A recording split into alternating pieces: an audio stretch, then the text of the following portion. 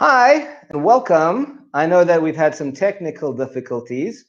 I'm going to send a link to my moderator who will hopefully be able to get you guys back onto the live stream.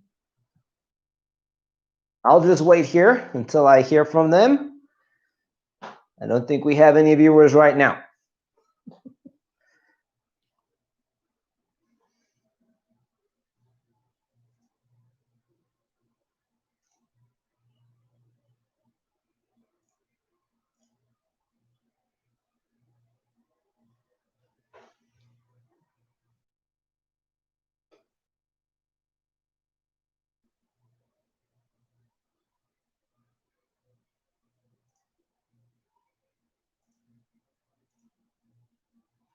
I see everyone has come back. All right, so if you can see me, please say hello. Tell us where you're from. We apologize for the technical difficulties. To those of you that don't know, I am Teacher Daryl. Welcome to our latest Cambly live session, our second attempt. To those of you who don't know what Cambly is, it is a great one-on-one platform where you can speak to tutors just like me to get expert tuition in English and whatever you need. I will explain a little bit more later. Also, later on, I will be giving a discount code, so please stay for the end of the lesson. Yes, I'm glad that you can see me. I see people from India. I see people from Turkey, from Brazil, from Nepal, from Somalia, from Pakistan, Japan, Myanmar. Thank you for joining us, and thank you for staying with us during the technical difficulties. Please carry on sending highs so that we know where you guys are from. All right, so again, just to make sure you can see me and you can hear me, just tell me so that I know in the chat. What are we doing today? Today, we are doing money idioms. I always think money idioms are a fun topic to do because everyone needs money. It's involved in everybody's life. Now, what are we going to do today in our money idioms?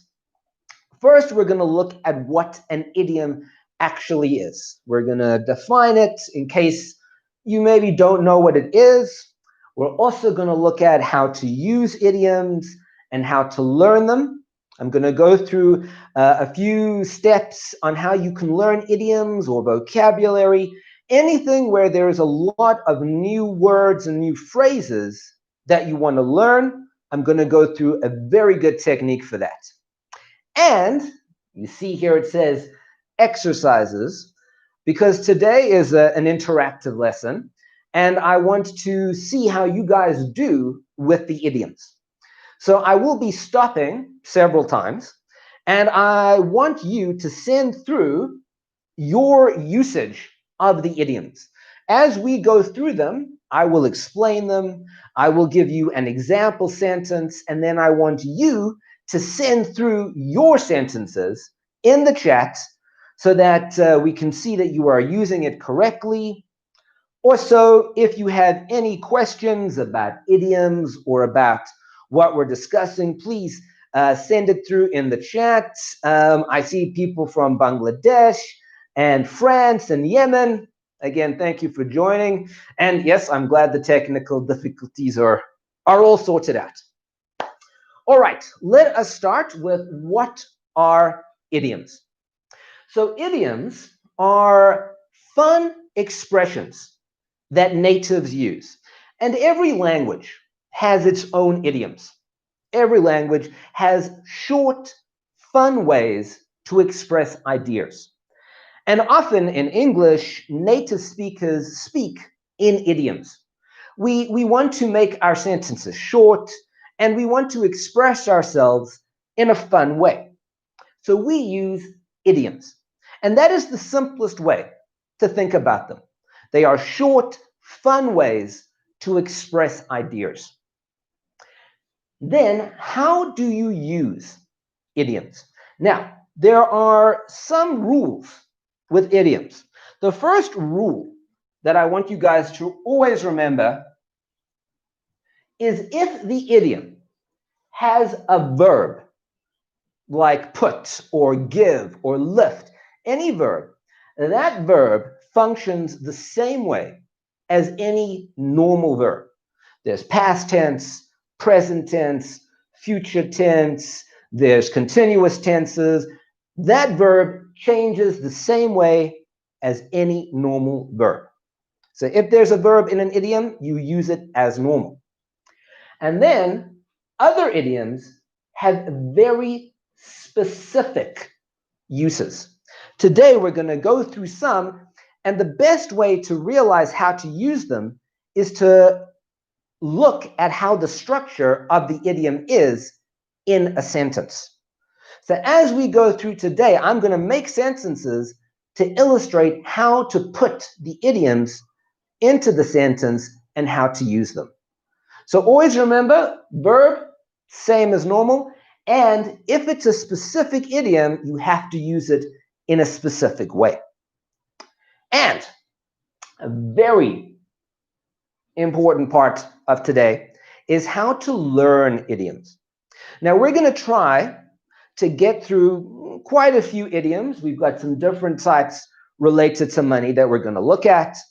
And I'm sure you have come across lots of vocabulary, idioms, collocations, lots of things where there was a list that you wanted to learn. And how do you learn that? How do you learn that list and actually use it? So let's talk about that. Now, I don't like students to just take a list and try to learn it and put it into their head and then walk around with this big list in their head. Because what happens is you've got this big list that you're walking around with, and you're trying to find a place in your conversation to use it. And then when you're having a conversation, there's just too much stuff. There's just too much happening there. So you go with the simple language that you already know. And you kind of forget all of this. And eventually you forget the whole list. So I don't think it's a good idea to ever learn anything off by heart. Instead, what I like students to do for anything is to decide every day that you're going to use a certain amount of those new words. Let me give you an example. Let's say tomorrow, it's Monday, you say, I'm going to use these 3 words or these 3 idioms. You're not going to learn them. You're going to use them. What does that mean? It means you're going to think about them the whole time you're having your English conversation.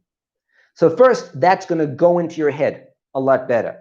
Then, when you find an actual space to use them in a sentence, they become more part of you. You're being active in using those idioms or using those new vocabulary words. So again, you're not going to learn a long list. Every day, you're going to choose 1 to 3 words, 1 to 3 idioms, and you're going to use them in a sentence. Then the next day, you choose another 1 to 3 words or 1 to 3 idioms or 1 to 3 phrases and use them.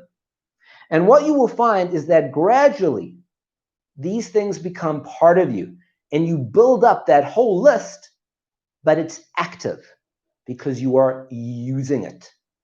So that is a very good technique, and that is how to learn idioms and anything. All right, let's get on to our idioms. And I've written here exercises because, like I said, today is an interactive lesson. As we go through our idioms, I'm going to make a sentence, and then you send your sentence through in the chat so we can go through it. Now, there are 2 different types of money idioms that we're going to look at today. The first are idioms that are about money, about spending money or having money, things that actually relate to money.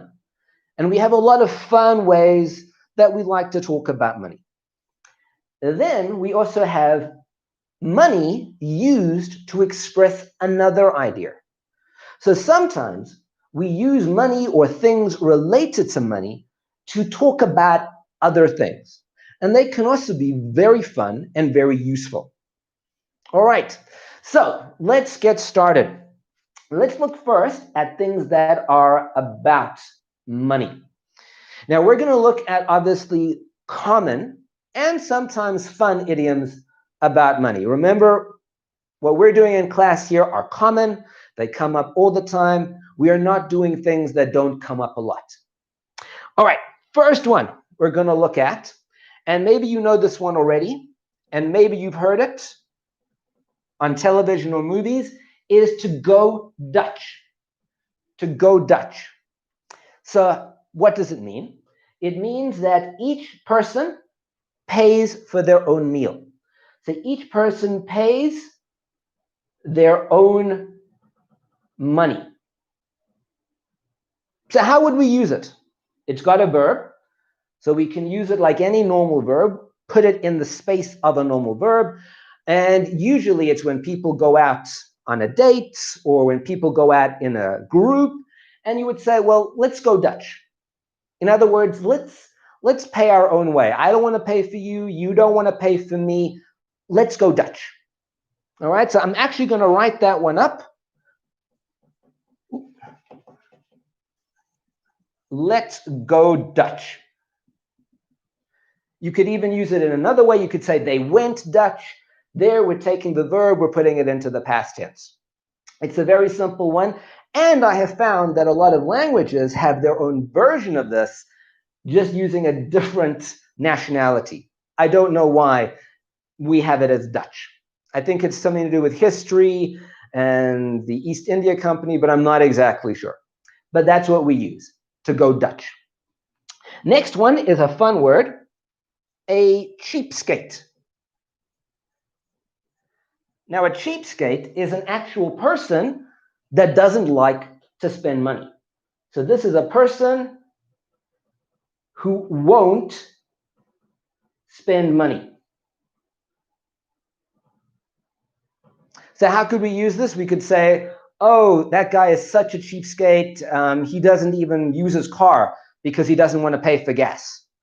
So this guy doesn't want to spend money. He wants to keep all his money. He is a cheapskate. I'm sure we all know people like that. Sometimes it's good, sometimes it's bad. So that is a cheapskate. And then let's do a interesting one. Often you'll hear them talk about on movies, bucks, like lend me a buck or make a quick buck. What is a buck? A buck, and we'll look at a few idioms that have this, is another word for mostly dollars or a unit of currency. So if you say lend me a buck, you're saying lend me $1. If you say I have a couple of bucks, it means I have a few dollars. I have a little bit of money. So a buck is another word for dollars. So this can often cause confusion if someone is using the word buck, and you may be thinking, what are they talking about? They're talking about dollars. Let's look at an example that uses buck. Often we'll talk about making a quick buck. Making a quick buck. What does that mean? It's to make a lot of money very quickly. Because a buck is money, so it's to make lots of money quickly.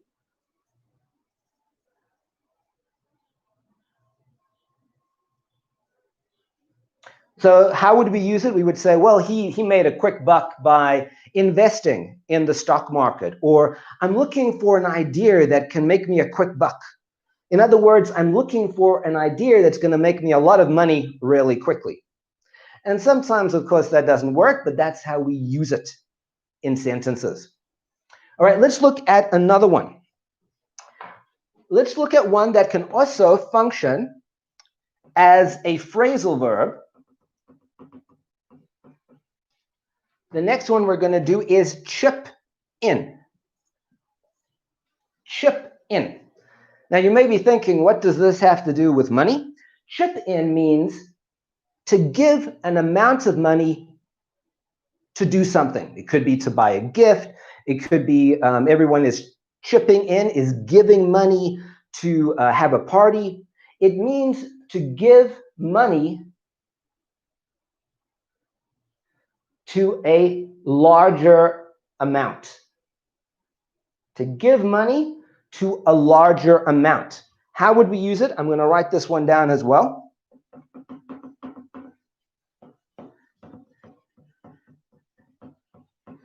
We could say, I need you to chip in for the party tonight. In other words, I need you to give me some money or give me something for the party.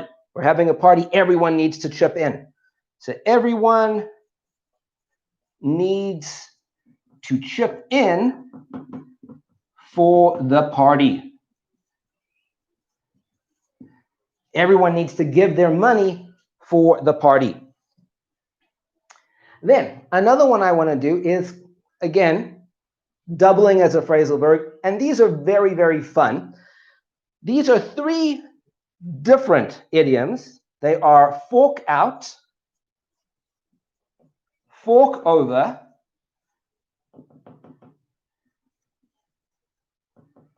and shell out.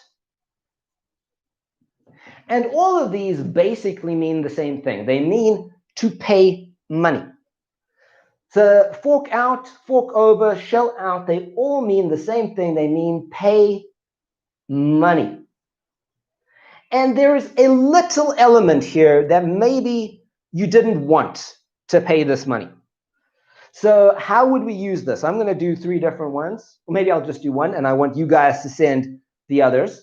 I could say I had to fork out so much money when I had the plumber come. In other words, I had to pay so much money when the plumber came to my house. I probably didn't want to pay, but I had to fork out that money. It's a great expression, and I think it really says that I had to give this money, and I didn't want to do that. So that is fork out, fork over, and shell out. Then let's look at different ones to illustrate how much money someone has. So let's start with something in the red. In the red, and this could be for a business or for a person, means that you don't have enough money for your expenses. So whatever it is, you don't have enough money.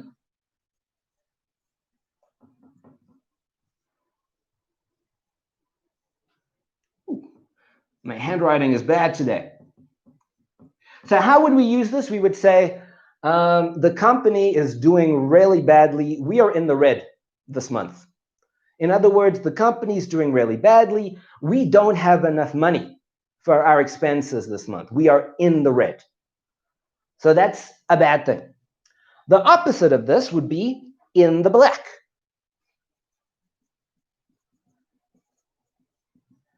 In the black obviously means you have enough money. So the company now, this month, we're in the black. We have enough money for expenses. We can survive. Ooh, my handwriting is really bad today. We have enough money. We are in the black. We can survive. So in the red, we don't have enough money. In the black, we have enough money. And let's go to the other side. When you have more than enough money, and you may have heard this before, we can say someone is loaded.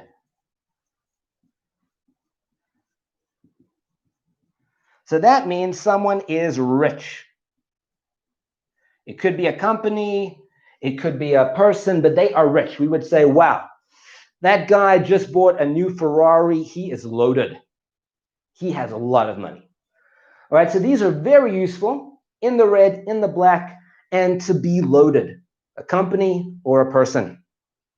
All right, let's do one more for these ones that are about money. Then we'll take a little break. We'll take a look at the chat, and then we'll do the ones that are about other things. And the one that I want to do is a very interesting sounding idiom. You may have heard it before. And this is to cook the books.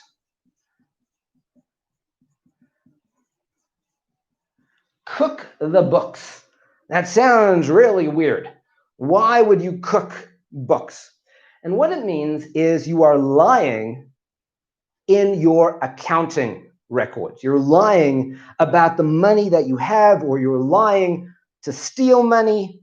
So to cook the books is to lie in the accounting records.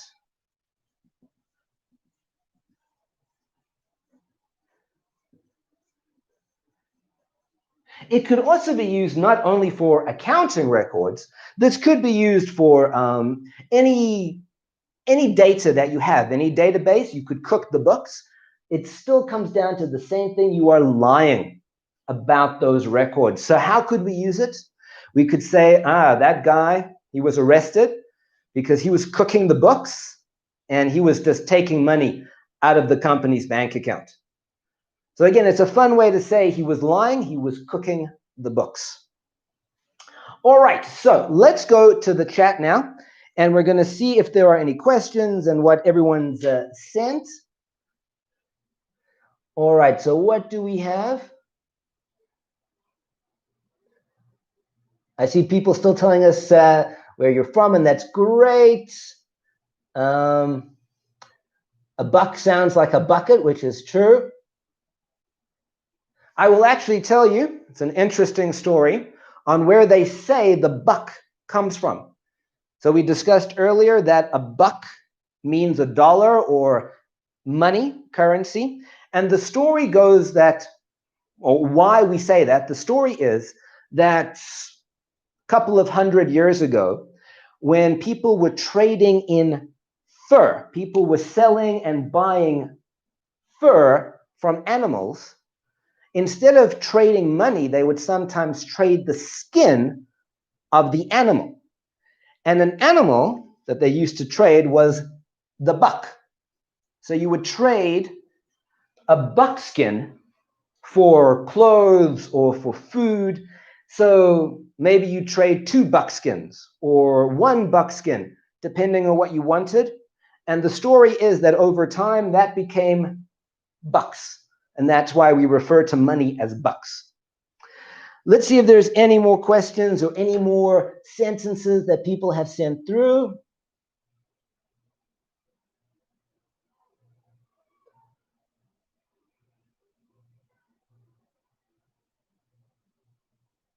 Someone sent through, they think loaded is equal to money to burn, which is, I'm going to write that one down so everyone can see it. That is a fun expression. So money to burn is very similar to loaded. It's, again, means you have so much money, you can afford to burn money. So it's to be very, very rich. That is money to burn. All right, I think let's look now at the other kinds of idioms, the ones where money is used to talk about other things. So let's take a look at those.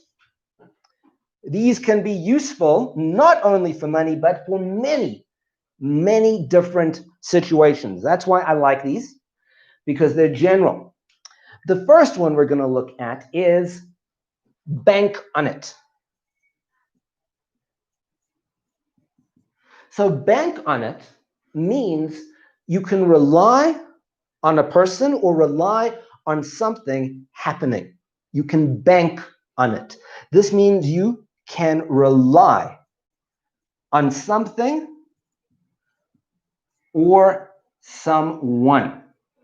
So how would we use it in a sentence? We would say, I am banking on getting that promotion, or I am banking on you being there when I come in from the airport. In other words, I am relying on getting that money, getting that promotion, or I am relying on you being there to pick me up at the airport. I am banking on it. I am relying on that. So that is bank on. Then a nice fun one, a bit of a long one, is put your money where your mouth is.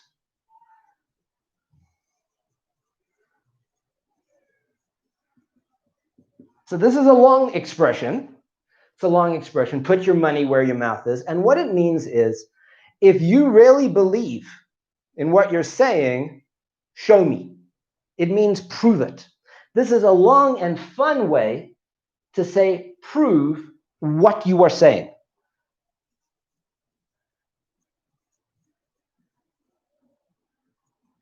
You may be wondering, why would we put money in our mouths? And what it really is saying here, if you really believe what you're saying, bet on it. Then let's make a bet, and you'll lose money if your mouth is lying. So that's where the expression comes from. And it all comes down to proving what you are saying. So for example, let's use our example from earlier. Maybe someone says, I just bought a new Ferrari. It's not here, but trust me, I've got it at home. You might say to the guy, well, put your money where your mouth is. In other words, let's bet on it. If you really have the Ferrari, then you can show it to us easily. Prove it to us. So that is, put your money where your mouth is. Then, a nice, simple, and easy one.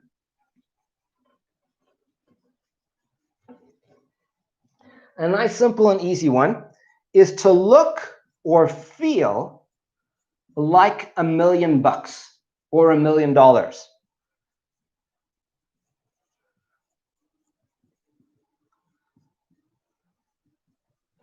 So to look or feel like $1 million or $1 million. And I'm sure you can figure this one out. If you feel like $1 million, then you feel very happy. You feel very, very happy. Let me write that a little better because it's at an angle.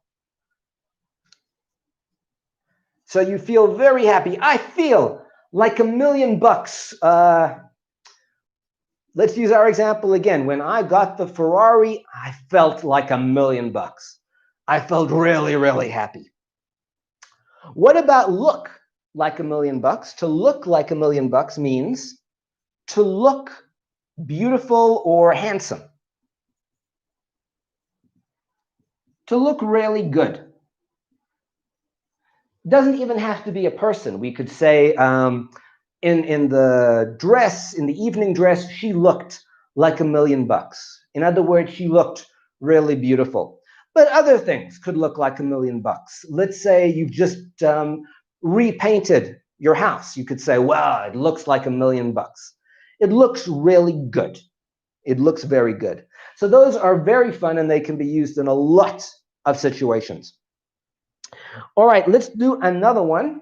You may have heard this on a lot of movies and television.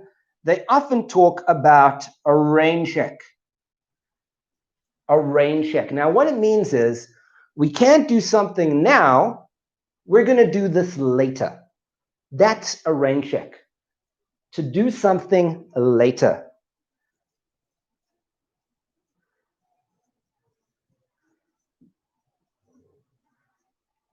And why is it a rain check? Because usually where it came from is that it was raining outside. So we can't go outside now, it's raining, but I'll give you a rain check. We'll go to the park another time. We'll go out another time. It's a rain check. All right, before we carry on, I just want to go to the chat to see if anyone sent through any questions or any sentences. Someone says, I'm banking on your lesson. It's a good sentence. Well done. Thank you. And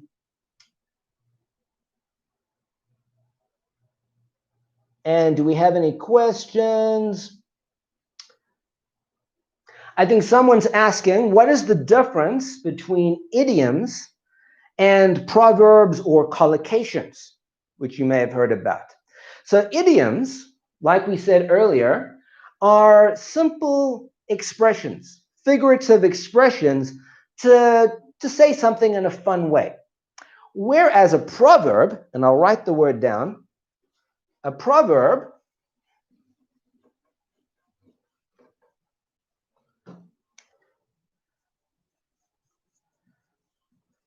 A proverb usually teaches a lesson. So for example, a proverb might be, every cloud has a silver lining, which means that there's always something good in everything bad that happens. So it's teaching us a lesson. So a proverb teaches. Whereas the idiom just expresses. And there is something called a collocation, which is true.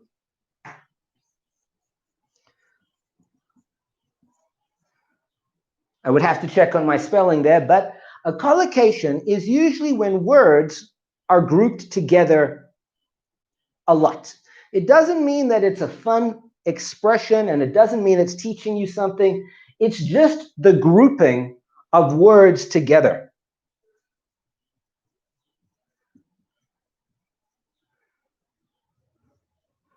An example of a collocation is, in English, we often talk about being somewhere at 7 o'clock sharp. And we add the word sharp to illustrate that you have to be there on time. So it doesn't really explain anything. It's not figurative. It's not teaching you something. It's just telling you you got to be there on time. And it's just grouped together just because it's evolved that way over time. All right, let's do, I think, a few more, and then we'll finish up and wrap up for the day. So let's do a few more idioms about money.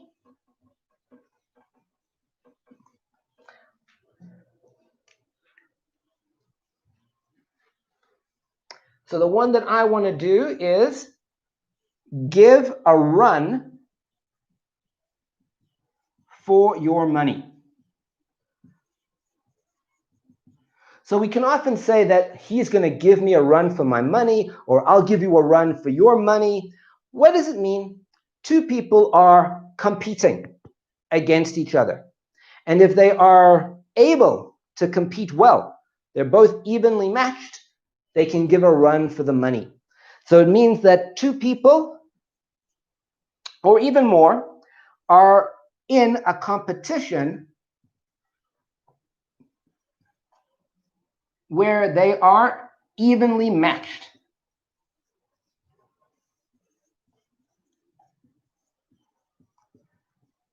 So how would we use it? I would say, let's say I am watching a basketball game, and the two teams are very well matched. They're both equal in strengths and weaknesses. I would say, well, they're really going to give them a run for their money. In other words, they're going to work hard and they could win very easily. So that's what give a run for your money means. Let's do one more. And this is cut your losses. This relates to money because losses is usually a money or financial term. When you lose money, it's a loss. Money's gone. Could be many different things that have caused that. And when we say you cut your losses, what does it mean? It means you stop trying and spending money on that, and you move on to something new. So cut your losses. And I'm gonna give an example. Let's say someone is in a bad relationship, okay, and the person is bad for them and they are abusive. You could say, listen, cut your losses, break up, and move on. So that's what cut your losses means. It means end and start something new. So end something bad and start something new.